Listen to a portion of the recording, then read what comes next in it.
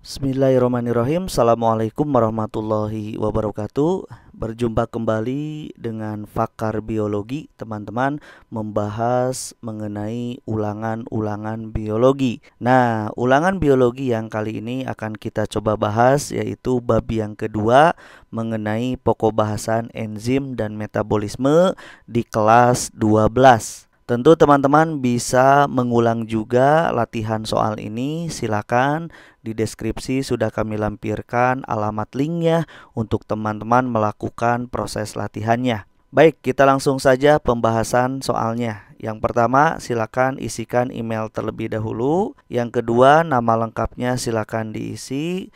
Terus kelasnya juga silahkan di checklist dan jangan lupa memasukkan tokennya. Tokennya adalah Pakar Biologi menggunakan huruf kecil semuanya. Baik, kita masuk ke soal yang pertama teman-teman. Katanya enzim katalase paling banyak ditemukan pada sel apa? Nah, untuk menjawab soal ini teman-teman tentu yang pertama harus diketahui dulu fungsi dari katalase. Katalase dia berperan menetralisir racun. Racun dalam bentuk apa? Yaitu dalam bentuk H2O2 atau hidrogen peroksida. Menjadi apa dinetralisirnya? Dia akan dinetralisir menjadi H2O dan oksigen. Jadi membentuk sesuatu yang tidak berbahaya bagi tubuh. Nah, berkenaan dengan penetralisiran racun ini, kalian sudah tahu bahwa ada organ yang berperan sebagai organ penetralisir racun. Kalau organ itu berperan seperti itu, maka pasti di dalam tubuhnya, di dalam organnya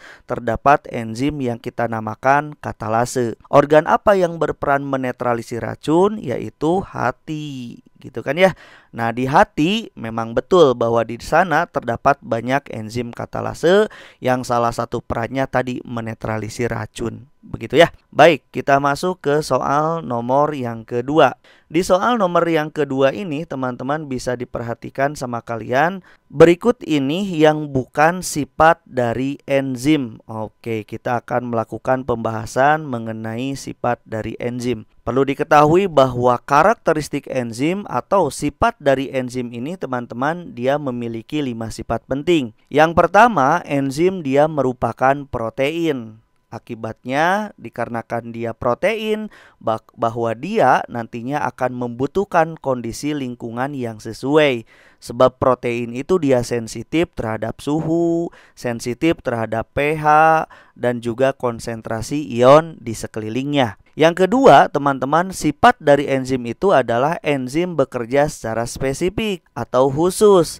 Artinya, enzim tertentu hanya dapat bekerja untuk substrat tertentu pula. Yang ketiga, enzim itu dia merupakan biokatalisator, teman-teman, yang berarti bahwa enzim ini dia mengubah kecepatan reaksi dengan menurunkan energi aktivasinya. Jadi ingat ya, dia mengubah kecepatan reaksi. Yang keempat, enzim dia diperlukan atau dibutuhkan dalam jumlah sedikit. Nah, jumlah sedikit aja atau jumlah kecil saja, enzim dapat meningkatkan kecepatan reaksi secara hebat. Apalagi dalam kondisi yang banyak. Begitu ya. Jadi memang dalam tubuh kita dia diperlukan dalam jumlah sedikit. Nah, yang kelima, enzim dapat bekerja secara bolak-balik. Artinya enzim dapat menguraikan suatu senyawa menjadi senyawa-senyawa lain. Namun juga enzim ini teman-teman dapat menyusun senyawa-senyawa menjadi senyawa tertentu. Begitu ya. Maksudnya bolak-balik. Nah, di sini di soal diminta yang bukan. Berarti yang bukan itu adalah sudah diketahui dan sudah pasti enzim diperlukan dalam jumlah banyak. Kita masuk ke soal berikutnya. Enzim mengkatalisis reaksi dengan cara meningkatkan laju reaksi, katanya. Seperti itu ya. Peningkatan laju reaksi dilakukan dengan cara apa? Nah, ini berkenaan dengan bagaimana enzim dia melakukan proses kerjanya. Nah, ketika enzim bekerja, teman-teman, bahwa enzim akan mengkatalisis reaksi dengan cara apa? Dengan cara meningkatkan kecepatan reaksi. Nah, bagaimana proses peningkatan kecepatan reaksinya? Yaitu dilakukan dengan menurunkan energi aktivasi atau energi minimum yang diperlukan untuk memulai reaksi. Nah, setelah produknya dihasilkan dari reaksi tersebut, teman-teman, maka enzim kemudian dilepaskan. Dia tidak ikut menjadi produk. Seperti itu ya. Jadi jawabannya, peningkatan laju reaksi dilakukan enzim melalui apa? Melalui penurunan energi aktivasi. Kita masuk ke soal berikutnya. Enzim memiliki sisi aktif katanya, yakni bagian atau tempat pada enzim yang berfungsi sebagai tempat menempelnya apa? Oke, berbicaranya sisi aktif enzim, teman-teman, sisi aktif enzim ini dia akan digunakan oleh enzim sendiri untuk apa? Untuk mengikat substrat, gitu ya. Jadi kalau enzim dia bersifat spesifik, maka sisi aktif enzim itu dia akan memiliki bentuk yang sama dengan substrat yang akan dipecahnya. Begitu ya. Jadi sisi aktif tersebut adalah bagian yang berfungsi tempat menempelnya substrat. Kita masuk ke soal selanjutnya. Berdasarkan lokasi kerjanya, teman-teman, enzim dapat dibagi menjadi dua. Ini berdasarkan lokasi dikeluarkannya. Ada yang disebut sebagai eksoenzim, teman-teman, dan ada yang disebut sebagai endoenzim. Eksoenzim dan endoenzim itu dia dibagi berdasarkan apa? Berdasarkan lokasi kerjanya di mana enzim sedang melakukan proses reaksinya ya. Jadi jawabannya adalah yang E. Oke, kita masuk ke soal berikutnya. Yang bukan merupakan faktor yang mempengaruhi kerja enzim. Berikut ini. Oh, diminta berarti yang bukannya ya. Nah, kalau berbicaranya faktor apa saja yang mempengaruhi kerja enzim, maka banyak. Yang pertama adalah suhu. Gitu ya, suhu dia mempengaruhi kerja dari enzim itu sendiri. Yang kedua, pH. pH pun sama. pH dan suhu mempengaruhi kerja enzim. pH dan suhu yang bagaimana yang bagus untuk kerja enzim adalah pH yang optimum. Artinya setiap enzim memiliki sifat tertentu terhadap suhu dan sifat tertentu terhadap pH. Berarti berbeda-beda ya. Terus enzim juga bekerjanya teman-teman dipengaruhi oleh aktivator. Nah, aktivator ini dia merupakan molekul yang mempermudah ikatan antara enzim dengan substratnya. Yang keempat ada inhibitor. Inhibitor ini adalah penghambat. Nah, berdasarkan penghambatnya atau inhibitor, maka dibagi dua nih. Ada inhibitor yang bersifat kompetitif, ada inhibitor yang bersifat non-kompetitif. Inhibitor yang bersifat kompetitif, teman-teman, antara substrat dengan inhibitor, dia memperebutkan sisi aktif. Sedangkan inhibitor non-kompetitif antara substrat dengan inhibitor dia tidak memperebutkan sisi aktif. Jadi inhibitor akan melekat pada bagian lain selain sisi aktif pada enzim. Namun setelah terjadi pelekatan, inhibitor akan merubah sisi aktif enzim yang mengakibatkan substrat tidak bisa dipecah. Nah, selanjutnya teman-teman yang mempengaruhi kerja enzim adalah konsentrasi substrat dan konsentrasi enzim. Berarti di sini yang diminta yang bukan, maka yang bukan adalah oksigen.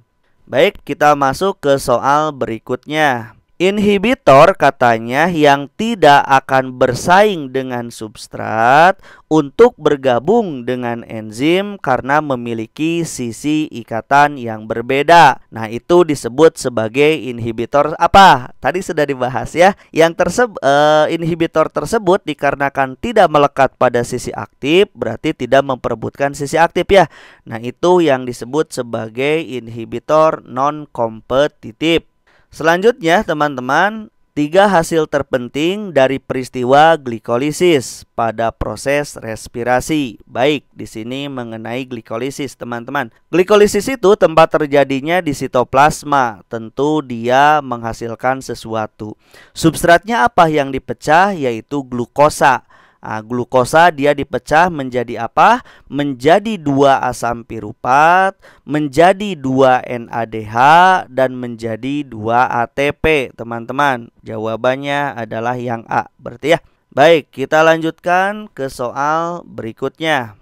Berikut ini beberapa pernyataan tentang metabolisme katanya. Yang pertama, menghasilkan energi dalam bentuk ATP. 2. Proses pemecahan molekul air oleh cahaya. 3. Perubahan senyawa anorganik menjadi senyawa organik. 4. Merupakan proses eksergonik. 5. Merupakan proses endergonik. 6. Melalui proses perubahan glukosa menjadi asam piruvat. Pernyataan yang merupakan proses anabolisme. Perlu diketahui bahwa kalian berbicaranya konsep anabolisme adalah konsep penyusunan. Siapa yang disusun? Mulai dari molekul-molekul yang kecil membentuk molekul yang lebih kompleks. Nah, itu penyusunan. Di dalam proses anabolisme diperlukan suatu ATP, diperlukan suatu energi. Akibatnya, reaksi-reaksi anabolisme disebut sebagai reaksi endergonik atau reaksi-reaksi yang membutuhkan ATP. Begitu ya. Oke, contohnya adalah proses fotosintesis. Menghasilkan energi, berarti kalau menghasilkan energi lawannya apa? Katabolisme, gitu ya. Reaksinya eksergonik. Begitu. 1 berarti katabolisme. 2. Proses pemecahan molekul air oleh cahaya. Ini sering dinamakan dengan nama fotolisis air. Fotolisis air itu terjadi di dalam proses fotosintesis. Pada tahapan yang pertama di reaksi terang. Berarti betul ya, ini anabolisme. 3. Perubahan senyawa anorganik menjadi senyawa organik. Nah, ini juga betul. Apa? Contohnya proses fotosintesis. Dari H2O ditambah CO2 membentuk apa? Membentuk C6H12O6 plus oksigen. Nah, nomor 3 adalah proses fotosintesis yang dia merupakan anabolisme. 4. Merupakan proses eksergonik. Ini katabolisme. 5. Merupakan proses endergonik. Nah, ini adalah anabolisme. 6. Melalui proses perubahan glukosa menjadi asam piruvat. Ini glikolisis. Glikolisis itu adalah katabolisme, gitu ya. Jadi jawaban yang tepat adalah 2, 3, dan 5. Begitu ya. Baik, kita masuk ke soal berikutnya. Penyusun utama enzim dalam bentuk molekul protein adalah baik. Ini berbicaranya mengenai komponen penyusun enzim ya. Enzim teman-teman tersusun atas komponen protein yang sering kita kenal dengan nama apoenzim. Ini adalah komponen terbesarnya. Dan enzim juga dia memiliki komponen non-protein yang disebut sebagai kofaktor. Apabila apoenzim terikat dengan kofaktornya, maka ini disebut sebagai holoenzim. Jadi di soal diminta dalam bentuk molekul proteinnya saja, berarti dinamakan dengan apoenzim. Begitu ya. Oke, baik. Kita masuk ke soal berikutnya.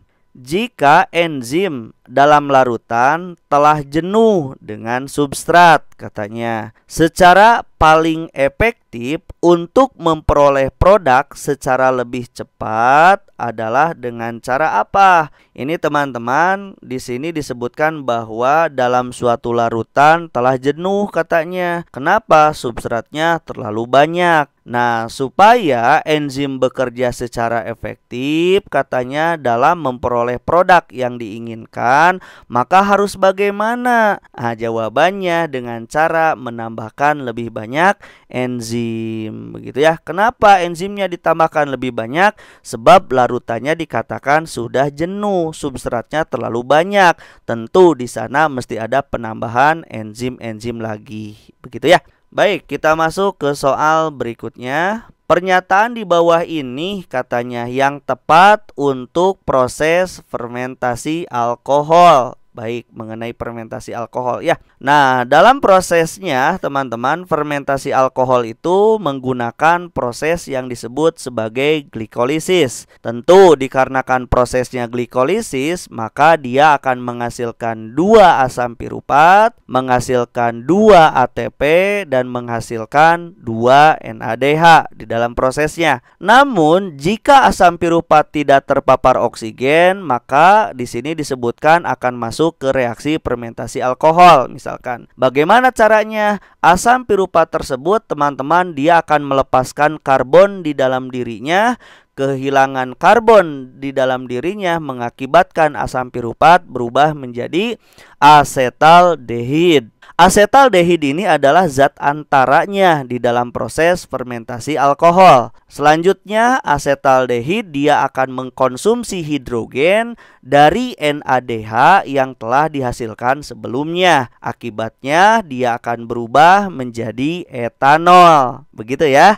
Jadi kesimpulannya teman-teman, di dalam proses fermentasi alkohol dia akan dihasilkan 2 etanol, dihasilkan 2 CO2, dihasilkan 2 ATP. CO2-nya dari mana, Pak? Tadi dari asam piruvat yang telah melepaskan karbon. Karbonnya tersebut dia akan berubah menjadi CO2 gitu ya. Asam piruvat yang kehilangan karbon tersebut dia berubah menjadi asetaldehid. Jadi pernyataan di bawah ini yang tepat mengenai fermentasi alkohol adalah menghasilkan CO2, menghasilkan 2 etanol, menghasilkan 2 ATP. Begitu ya.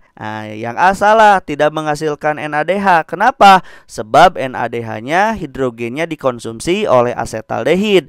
Akibatnya ketika hidrogennya ditarik menjadi NAD+, bukan NADH. Baik, soal selanjutnya. Enzim ditambahkan pada larutan yang mengandung substrat katanya dan produk dalam kesetimbangan. Yang akan terjadi adalah teman-teman, jika enzim ditambahkan pada suatu larutan di mana larutan tersebut mengandung jumlah substrat dan produk dalam keseimbangan, tentunya dalam proporsi yang seimbang, maka apa yang akan terjadi? Di situ tidak akan terjadi apa-apa, teman-teman. Reaksi tetap dalam keseimbangan, gitu ya. Kenapa? Sebab substrat dan produknya dalam keadaan seimbang pula. Begitu ya. Jadi jawabannya adalah yang E. Selanjutnya kita masuk katanya pernyataan berikut yang tidak tepat berkaitan dengan kemosintesis. Kemosintesis dia merupakan reaksi penyusunan teman-teman seperti halnya proses fotosintesis. Berarti keduanya masuk ke proses anabolisme. Nah, jika fotosintesis penyusunannya menggunakan energi dari cahaya matahari, sedangkan kemosintesis penyusunannya menggunakan reaksi-reaksi energi dari reaksi-reaksi kimia. Begitu ya. Di sini yang diminta adalah tidak tepat. Berarti kalau tidak tepat saya harus baca satu persatu ya. Bahan dasar proses ini adalah CO2 dan H2O. Bisa. Sumber energi utama adalah sinar matahari. Ini dia, kemosintesis itu bukan sinar matahari, tapi dari zat-zat kimia. Berarti ini salah ya. C. Sumber energi utama adalah zat kimia. Betul. Pelaku umum adalah bakteri. Umumnya bisa dilakukan oleh bakteri memang. E. Hasil prosesnya adalah glukosa. Bisa gitu ya. Menghasilkan glukosa. Sintesis dengan reaksi kimiawi. Boleh. Oke, jadi yang salah adalah sumber energi utama adalah sinar matahari. Harusnya dari zat-zat kimia ya. Baik, soal berikutnya. Dalam respirasi anaerob akan dihasilkan ATP sebanyak berapa? Perlu diketahui teman-teman bahwa respirasi anaerob itu salah satu jenis reaksi yang termasuk ke dalam katabolisme. Katabolisme nanti ada reaksi yang menggunakan oksigen, namanya adalah respirasi aerob. Dia memiliki 4 tahapan.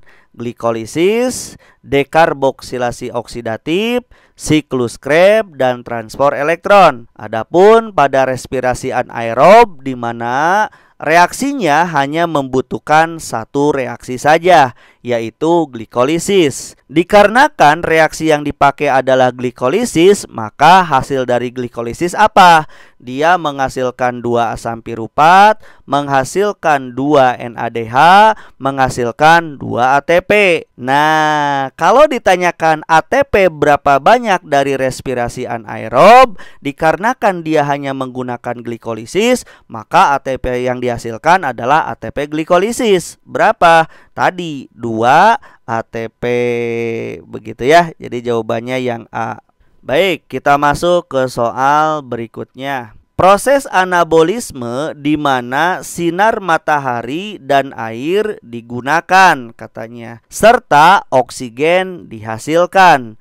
Terjadi pada tahapan apa? Nah, ini teman-teman adalah terjadi pada proses fotosintesis. Proses fotosintesis sendiri dia melibatkan 2 proses. Yang pertama ada reaksi terang, yang kedua adalah reaksi gelap. Dikarenakan di sini di soal katanya ada kata kunci ya, menggunakan sinar matahari 1, air digunakan 2, oksigen dihasilkan. Maka itu adalah reaksi pertama, yaitu reaksi terang. Nah, reaksi terang sendiri teman-teman berlangsung dengan 2 proses, yaitu reaksi non-siklik dan reaksi siklik. Reaksi non-siklik dia menggunakan 2 fotosistem, bermulai dari fotosistem 2 yang punya panjang gelombang P680 bergerak ke fotosistem 1 yang punya panjang gelombang P700. Dan reaksi yang keduanya adalah siklik, yaitu reaksi yang menggunakan fotosistem 1 saja. Nah, reaksi non-siklik dia akan menghasilkan ATP, NADPH, dan oksigen. Di dalamnya ada fotolisis air. Sedangkan reaksi siklik hanya menghasilkan ATP saja. Nah, di soal disinggung ada pemecahan, ada air yang digunakan, ada oksigen yang dihasilkan. Berarti itu adalah reaksi non-siklik. Reaksi non-siklik di mana air digunakan dan oksigen dihasilkan itu terjadi pada fotosistem 2 yang punya panjang gelombang P680. Begitu ya. Jadi jawabannya adalah D. Soal berikutnya. Perhatikan pernyataan-pernyataan berikut ini. Reaksi terang dan siklus Calvin, reaksi gelap, siklus Calvin itu teman-teman bekerja sama mengubah energi cahaya menjadi energi kimiawi berupa makanan. Proses yang terjadi pada reaksi terang adalah, baik, ini reaksi terang yang diminta ya. Yang nomor pertama menghasilkan ATP dan menguraikan air. Nah, ini adalah reaksi terang. Nomor 2, mengubah gula dari CO2. Ini adalah reaksi gelap atau siklus Calvin. 3, melepaskan O2 membentuk NADPH. Ini adalah reaksi terang. 4, menggunakan ATP dan NADPH sebagai pereduksi. Ini adalah reaksi gelap. Berarti reaksi terang adalah nomor 1 dan nomor 3. Begitu ya. Baik, soal berikutnya. Berikut ini beberapa pernyataan tentang proses metabolisme. Dari pernyataan tersebut yang merupakan proses katabolisme adalah, baik, kita bahas satu persatu. Katabolisme. 1. Proses pengikatan CO2, fiksasi CO2 itu dia merupakan reaksi gelap. Reaksi gelap adalah anabolisme, fotosintesis ya, anabolisme. 2. Menggunakan oksigen untuk memecah senyawa kompleks. Kata kuncinya memecah. Memecah itu adalah katabolisme. Berarti 2 betul. 3. Menyerap energi cahaya untuk diubah menjadi energi kimiawi. Ini proses fotosintesis, anabolisme. 4. Kemampuan menggunakan karbon dari udara. Nah, ini teman-teman kemampuan menggunakan karbon dari udara, berarti CO2 digunakan dalam reaksi gelap. Ini adalah fotosintesis, anabolisme. 5. Proses pengubahan makromolekul menjadi senyawa sederhana. Nah, ini adalah katabolisme, pemecahan senyawa makro menjadi senyawa mikro gitu ya. Itu adalah katabolisme. Berarti katabolisme 2 dan 5. Baik, kita masuk ke soal berikutnya. Berikut ini teman-teman beberapa pernyataan tentang proses anabolisme katanya. Baik, ini dimintanya anabolisme ya. Di antara pernyataan tersebut yang berkaitan dengan reaksi gelap atau siklus Calvin. Baik, kita identifikasi. 1. Memerlukan energi cahaya. Ini adalah reaksi terang, bukan reaksi gelap. 2. Menghasilkan ATP dan NADPH. Itu reaksi terang juga. 3. Terjadi fotolisis air. Itu juga reaksi terang. 4. Berlangsung pada tilakoid atau grana, itu juga reaksi terang. 5. Menghasilkan glukosa, itu adalah reaksi gelap. Nah, yang ini. Yang keenam, terjadi proses fiksasi CO2, itu pun reaksi gelap. Berarti yang reaksi gelap adalah 5 dan 6. Kita masuk ke soal berikutnya. Pernyataan manakah yang tidak benar menggambarkan fotosintesis yang terjadi pada tanaman C4? Baik, teman-teman perlu diketahui bahwa proses fotosintesis itu pada tumbuhan nanti dibagi-bagi. Ada tumbuhan C3, ada tumbuhan CAM, dan ada tumbuhan C4 gitu ya. Nah, apa yang menjadi pembeda teman-teman? Salah satu yang menjadi pembeda adalah pada proses setelah penangkapan CO2. Jadi reaksi pertama pada reaksi gelap yaitu fiksasi CO2.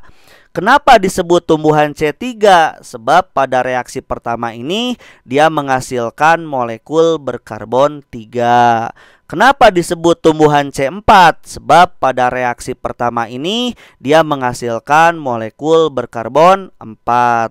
Juga sama, CAM juga dia menghasilkan molekul berkarbon 4. Jadi C4 dan CAM sama ya. Setelah proses penangkapan CO2 membentuk molekul berkarbon 4. Selanjutnya yang jadi pembeda proses reaksi gelapnya atau siklus Calvinnya. Pada tumbuhan C3, teman-teman, reaksi Calvin, reaksi gelap terjadi pada sel-sel mesofil. Mesofil daun tentunya ya. Nah, tumbuhan C4 di mana? Nah, ini terjadi pembagian. Untuk C4, teman-teman, penangkapan CO2 terjadi di dalam mesofil. Sedangkan siklus Calvinnya sendiri terjadi pada sel-sel seludang pembuluh. Namun untuk tumbuhan C4 teman-teman, CAM berbeda lagi. Untuk CAM penangkapan CO2 terjadi di malam hari, sedangkan siklus Calvinnya terjadi di siang hari. Nah, itu bedanya ya. Nah, selanjutnya untuk menghasilkan satu molekul glukosa teman-teman, kalau tumbuhan C3 dia membutuhkan 12 NADPH dan 18 ATP. Tumbuhan C4 dia membutuhkan 12 NADPH dan 30 ATP. Sedangkan tumbuhan CAM dia membutuhkan 12 NADPH dan 39 ATP. Gitu ya. Nah, suhu optimum untuk fotosintesis tumbuhan C3 15 sampai 25 derajat Celcius, tumbuhan C4 30 sampai 40 derajat Celcius, sedangkan tumbuhan CAM 40 derajat Celcius ke atas. Begitu ya. Baik, selanjutnya penerima CO2 pertama kali. Nah, pada tumbuhan C3 teman-teman, pada tumbuhan C3 ini yang menerima CO2 pertama kali adalah ribulosa bifosfat atau RUBP. Pada tumbuhan C4 yang menerimanya adalah fosfoenol piruvat.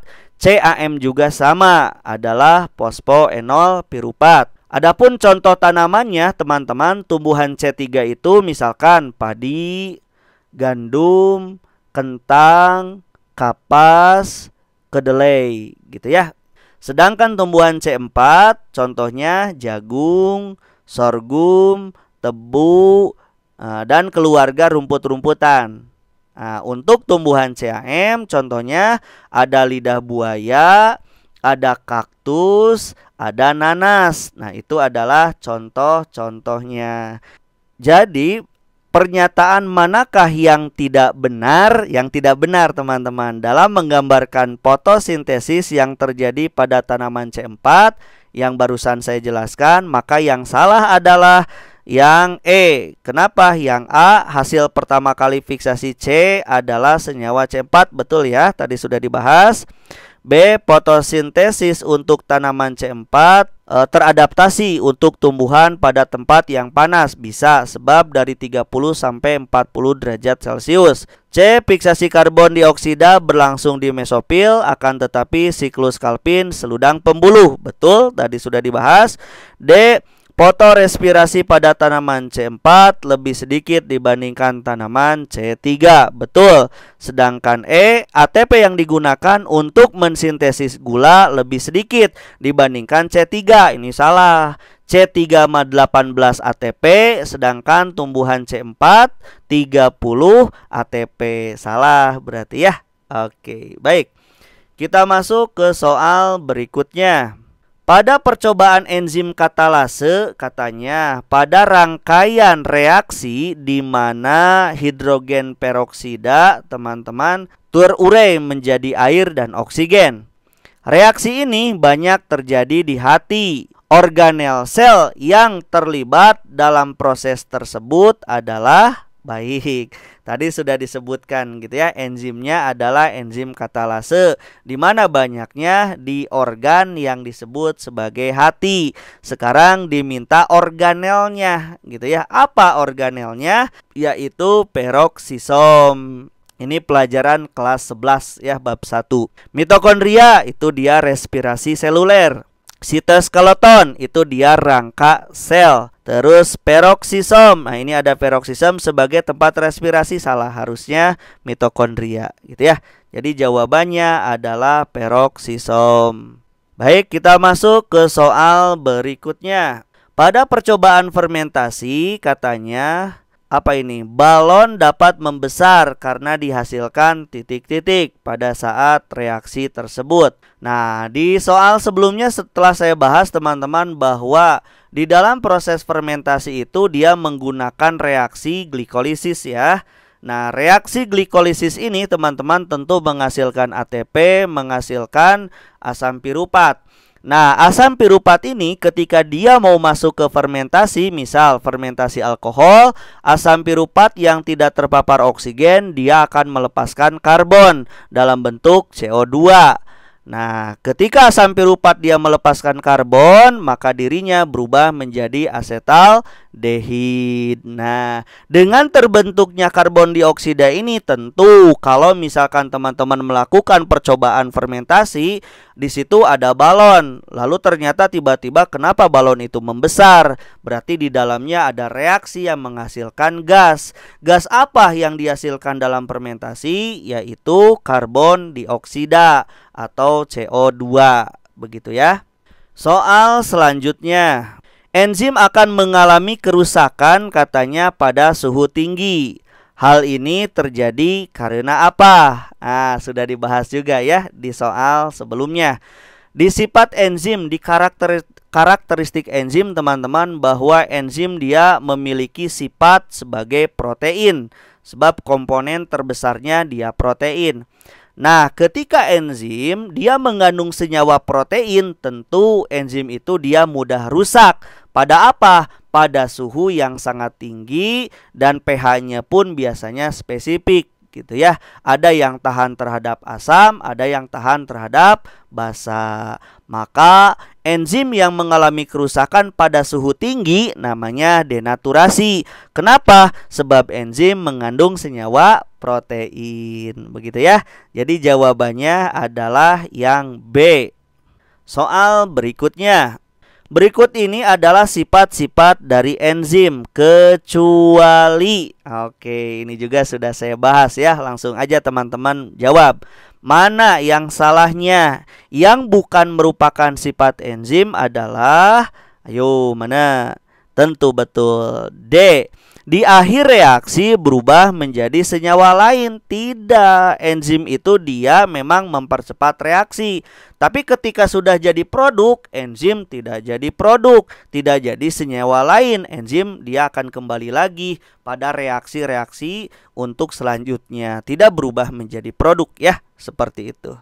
Baik, soal berikutnya. Jika suatu enzim bertemu dengan inhibitor non-kompetitif, yang akan terjadi katanya apa? Ini pun sudah saya singgung ya, bahwa inhibitor itu ada dua macam, ada kompetitif dan non-kompetitif. Kompetitif memperebutkan sisi aktif enzim antara substrat dan inhibitor, sedangkan non-kompetitif, si inhibitor ini dia tidak memperebutkan sisi aktif, namun inhibitor ini dia melekat selain pada sisi aktif, tapi dia mampu merubah sisi aktif enzim. Akibatnya apa? Akibatnya enzim akan kehilangan fungsinya. Begitu ya. Jadi jawabannya apa? Jawabannya adalah yang C. Soal berikutnya. Peristiwa yang terjadi teman-teman pada proses glikolisis. Baik, ini pun sudah disinggung pada soal sebelumnya. Proses glikolisis teman-teman bahwa dia tempat terjadinya di sitoplasma, menghasilkan 2 ATP, menghasilkan 2 NADH, dan menghasilkan 2 asam piruvat. Prosesnya bagaimana? Substrat yang dipecah adalah glukosa sampai dia terbentuk asam piruvat. Berapa proses? Melibatkan 10 tahap prosesnya. Begitu ya.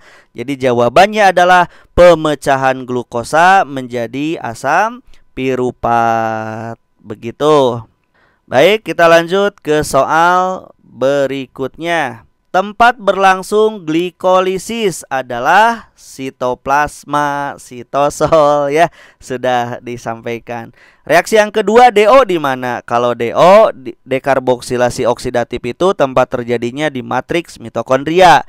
Siklus Krebs, matriks mitokondria. Transport elektron terjadi di krista atau membran dalam mitokondria. Sedangkan glikolisis sendiri terjadi di sitosol. Baik, soal selanjutnya. Hasil akhir dari dekarboksilasi oksidatif. DO ini teman-teman tadi disebutkan tempat terjadinya di matriks mitokondria. Dia merubah asam piruvat menjadi asetil koenzim A. Apa hasilnya? Hasilnya itu dia menghasilkan 2 asetil-CoA, menghasilkan 2 CO2, dan dia menghasilkan 2 NADH. Begitu ya. DO, dekarboksilasi oksidatif itu teman-teman tidak menghasilkan ATP secara langsung, namun dia menghasilkan NADH. Begitu.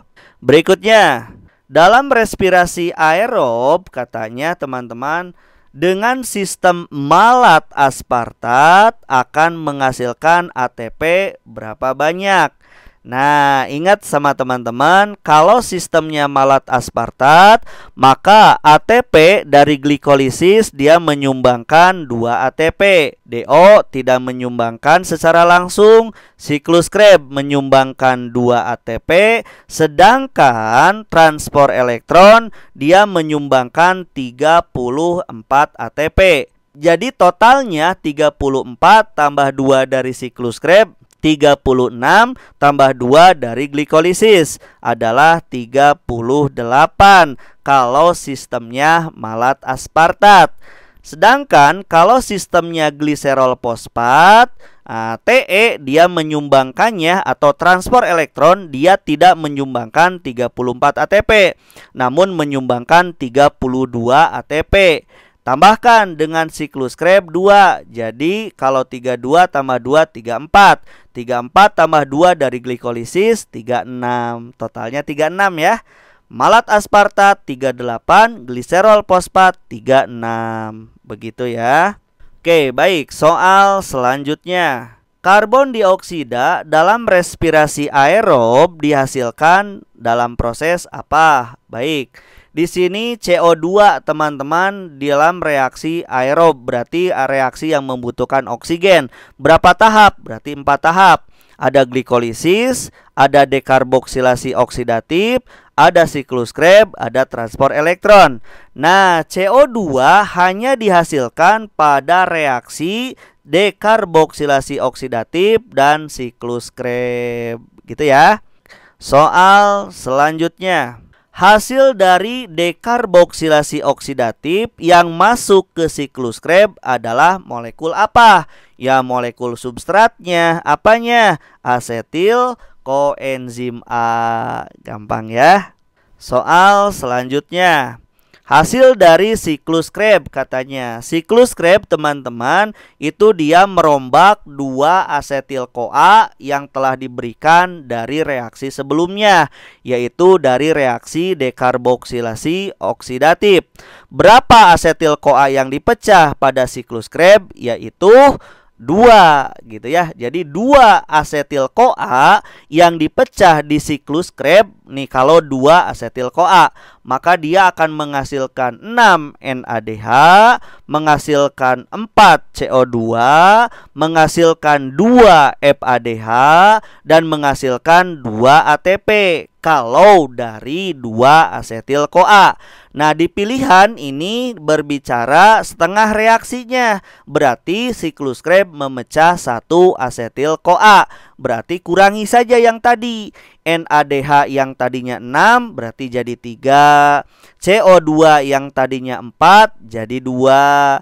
FADH yang tadinya 2 jadi 1. ATP yang tadinya 2 jadi 1. Jadi jawabannya kalau setengah reaksinya adalah A jawabannya. Begitu ya. Kita masuk ke soal selanjutnya. FADH dalam proses transport elektron akan diubah menjadi berapa ATP? Nah, teman-teman, glikolisis DO siklus Krebs menyumbang NADH dan FADH akan masuk ke dalam transport elektron. Nah, di rantai transport elektron, NADH dan FADH yang dihasilkan sebelumnya oleh reaksi glikolisis DO dan SK akan dirubah menjadi ATP. 1 NADH dia setara dengan 3 ATP, sedangkan 1 FADH dia setara dengan 2 ATP. Yang ditanyakan FADH, berarti dia setara dengan 2 ATP. Begitu ya. Soal berikutnya.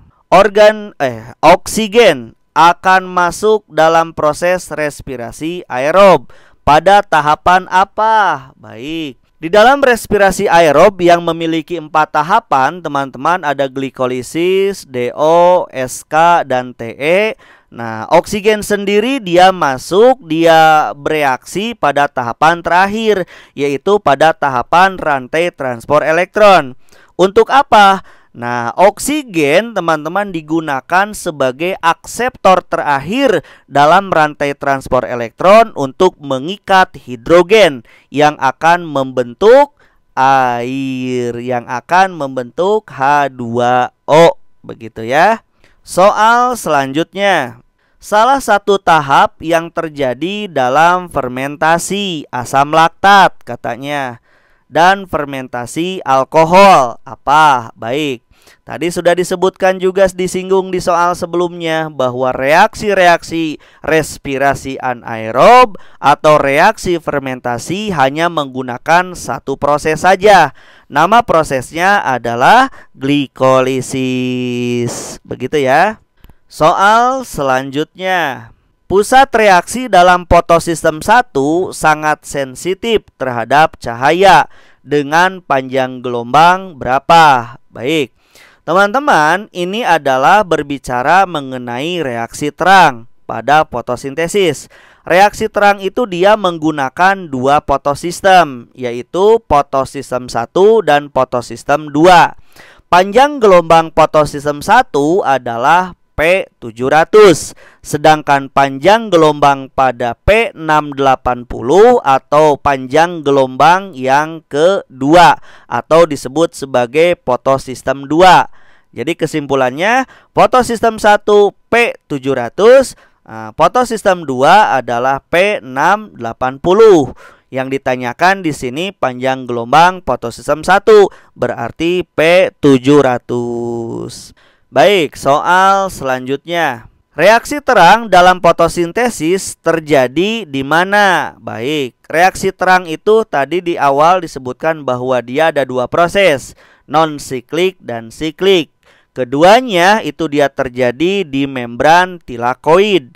Membran tilakoid itu ada di mana? Nah, tilakoid sendiri dia merupakan kepingan. Kalau kepingan ini dia bergabung, dia akan membentuk grana.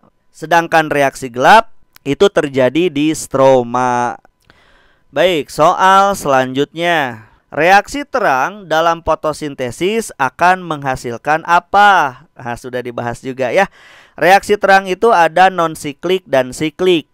Non-siklik menghasilkan oksigen, menghasilkan ATP, menghasilkan NADPH. Siklik hanya menghasilkan ATP.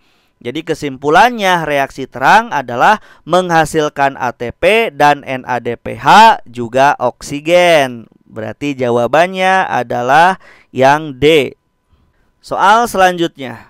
Tumbuhan CAM teman-teman akan memfiksasi karbon dioksida dan mengubahnya menjadi apa? Nah, ini juga sudah tadi di awal disebutkan ya, bahwa tumbuhan C3, CAM, C4, kenapa dia disebut tumbuhan tersebut? Sebab pada proses penangkapan CO2, tumbuhan C3 akan menghasilkan molekul berkarbon 3, tumbuhan C4 akan menghasilkan molekul berkarbon 4. Tumbuhan CAM juga sama, dia akan menghasilkan molekul berkarbon 4 seperti C4 ya.